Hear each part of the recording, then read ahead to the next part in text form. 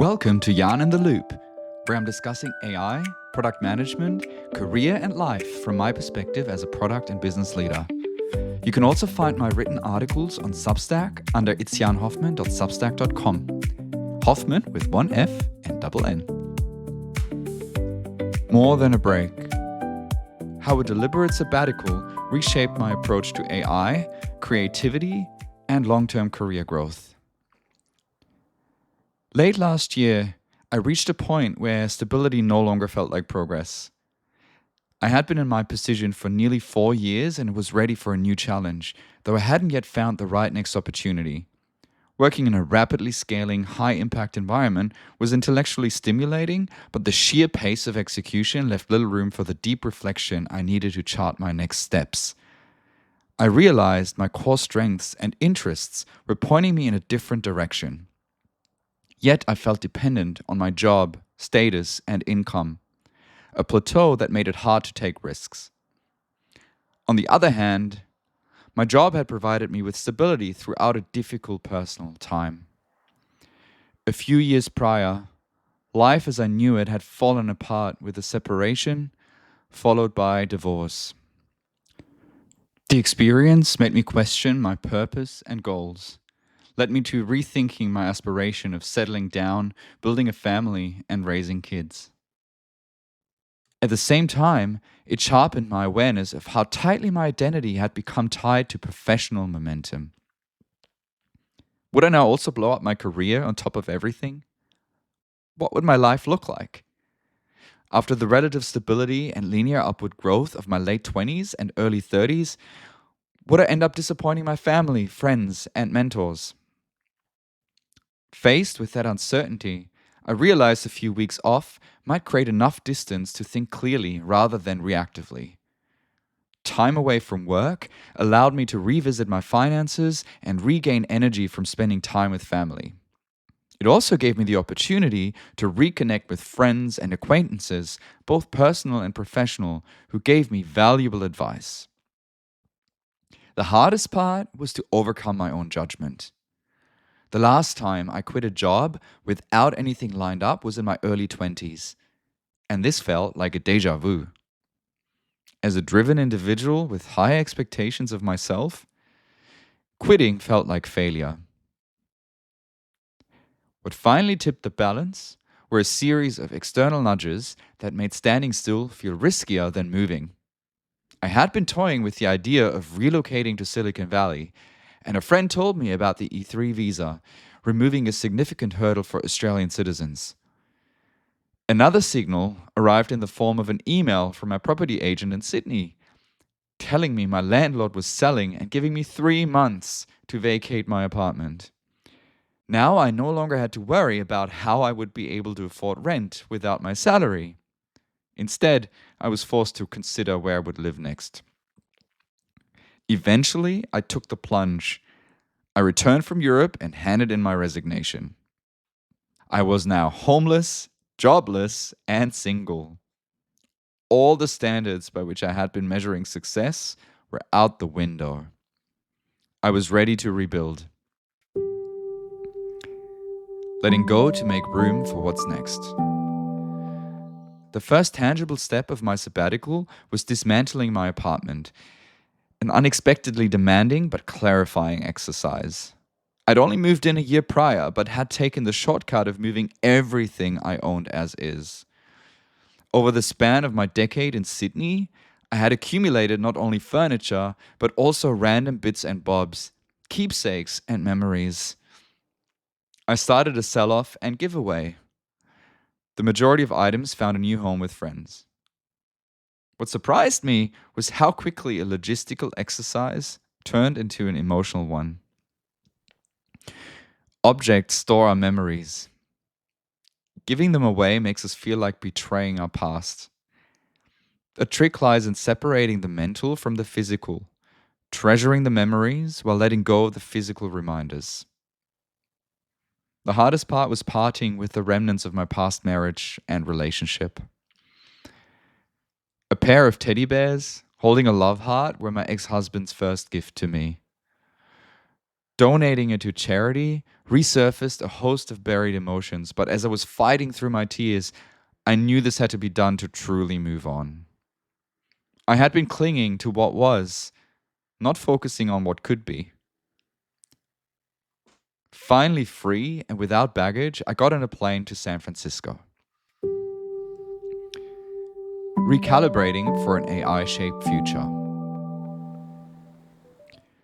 Returning to Silicon Valley after several years away felt like stepping into a compressed version of the future of work.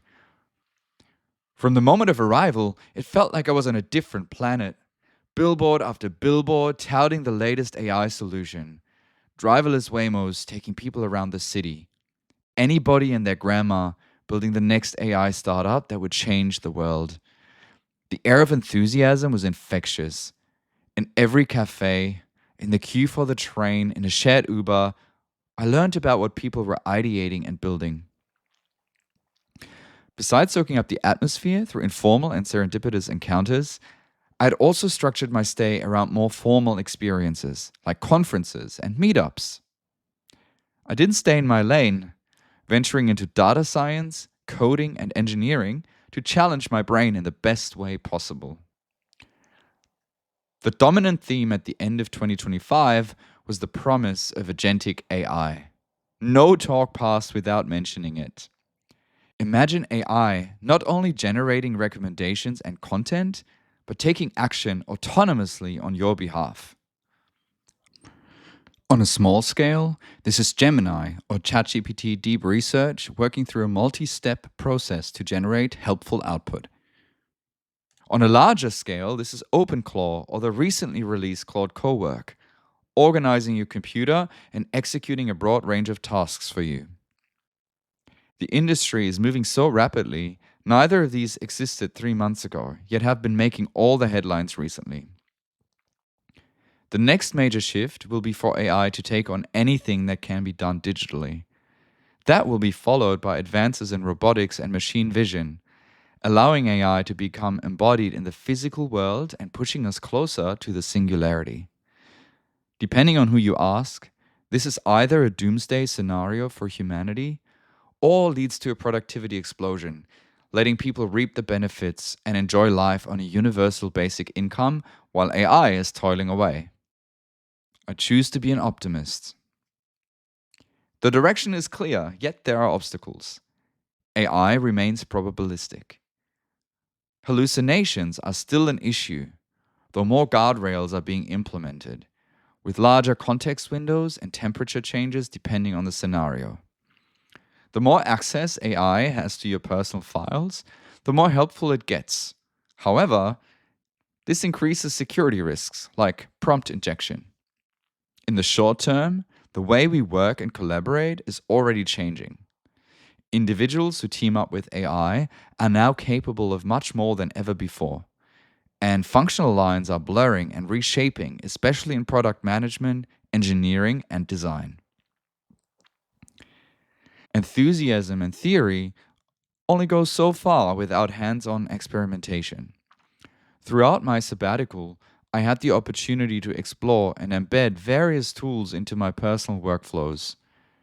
ChatGPT Atlas for frictionless AI while browsing, Gemini Deep Research, Notebook LM and audio overviews for quickly learning new topics, and Gamma for building beautiful presentations. It's still only the tip of the iceberg, and I'm convinced that lifelong daily learning and experimentation is no longer optional, but a necessity. Luckily, I have always enjoyed studying. Reforge has been a wonderful source of knowledge, including the AI Product Leadership course, as well as podcasts such as Stratechery and Lenny's newsletter. My Bay Area immersion was inspiring, to say the least. And I highly recommend a visit to San Francisco and Silicon Valley to anyone who is serious about AI and wants to be ready for the future. At the same time, my trip made me realize how much I loved my chosen home and my support network back in Sydney. I was also keen to dive into a different side of me on my return. Rebuilding creative range alongside professional identity. For most of my life, I have felt a persistent tension between building a serious career in technology and giving proper space to my creative instincts. For years, I'd scratched that itch with weekly choir rehearsals and the odd gig or creative project. I still have a few bucket list items I feel passionate about when it comes to the performing arts, such as starring in a musical, acting in an independent film, publishing a book, and recording an album. All this requires training and commitment. To be fair, I never considered myself to be particularly creative. I'm terrible at drawing, painting, and making decks pretty. At work, I've always prided myself in being structured, reliable, and efficient. A leadership workshop leveraging the Enneagram methodology identified me as an intense creative, yielding an epiphany. While sometimes derided as pseudoscientific, the exercise was a helpful thought starter that triggered further reflection. What changed during my sabbatical was not the volume of creative output, but the permission I gave myself to take creativity seriously again. With fewer external expectations and more mental space, I stopped asking whether something was useful and started asking whether it made me feel curious, playful, or challenged. That shift alone unlocked more energy than I expected. I leaned into that by training rather than dabbling.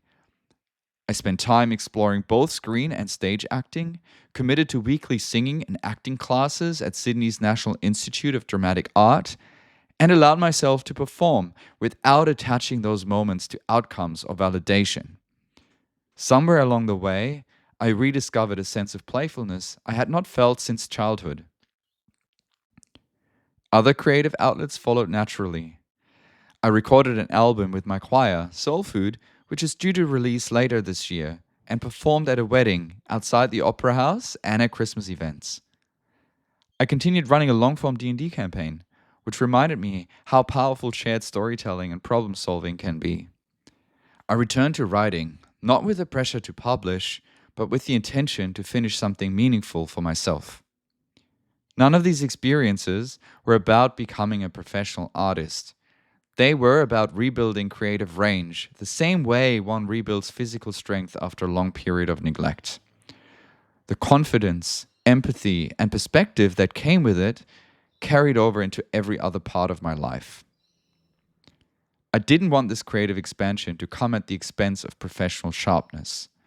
To keep that balance, I combined my passion for music with my GTM experience by advising Muse AI, a Sydney-based startup whose founder I met at a pitch, generating and discussing ideas on target segments, messaging, and launch execution. Many of us do not lack creativity. We lack the space and permission to practice it. Changing environments to change perspective. During my time in Australia, I'd never lived outside Sydney's lower North Shore. Now, with my remaining belongings in storage and to stretch my savings further, I used house sitting as a way to deliberately disrupt my routines and explore new environments. The experience allowed me to explore a variety of neighborhoods, not only north of the bridge, but also in the inner west and eastern suburbs. The lower North Shore is a treat.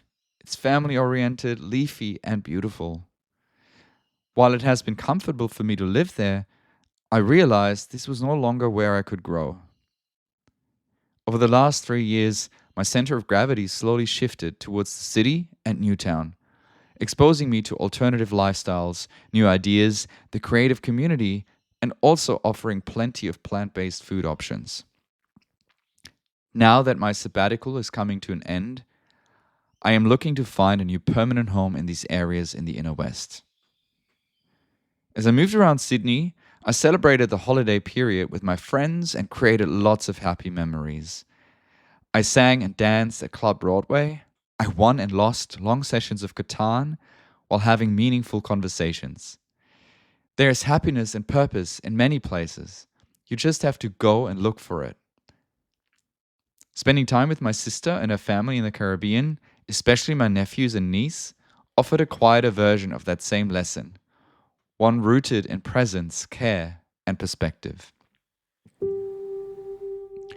Choosing where and how I want to live. On paper, I am alone in Sydney. I have no family here. And yet, over the last decade, I have built a wonderful life with meaningful, diverse friendships and a supportive community. It is an incredible privilege to be surrounded by kind people. My divorce triggered significant changes in my life. While one door closed, another one opened, and I regained significant freedom and independence. I picked up dancing. I went vegan for ethical reasons. I discovered calisthenics, strength training, and better eating habits as I started approaching my 40s. I always hated dressing up, but I pushed myself to take a risk and march in the Mardi Gras parade in a fruit outfit. My sabbatical deepened this shift, giving me the space to reflect, experiment, and reorient my ambitions with intention. In hindsight, it was magical, and it made me feel grateful and alive. I decluttered my mind and had plenty of space to reflect on my life, express my creativity, and reset my dreams and aspirations. As 2026 gets into full swing, I am ending this experience with a full heart and an emphatic yes to Sydney. Ending this experience? Indeed. I had prepared for a full 12 months off, yet just as I had stopped looking, a new role came and found me, with more to be announced soon. I'm not a fatalist, but as some of my friends would say, good things will happen when you stop forcing the timeline and start creating space. This sabbatical didn't slow my life down. It aligned it. A gap year or career break is not only valuable in your early 20s. It's not failure, it's growth. I highly recommend it to anyone who has the opportunity. Thanks for listening to Jan in the Loop, where I'm discussing AI, product management, career, and life from my perspective as a product and business leader. You can also find my written articles on Substack under itsjanhoffman.substack.com. Hoffman with one F and double N.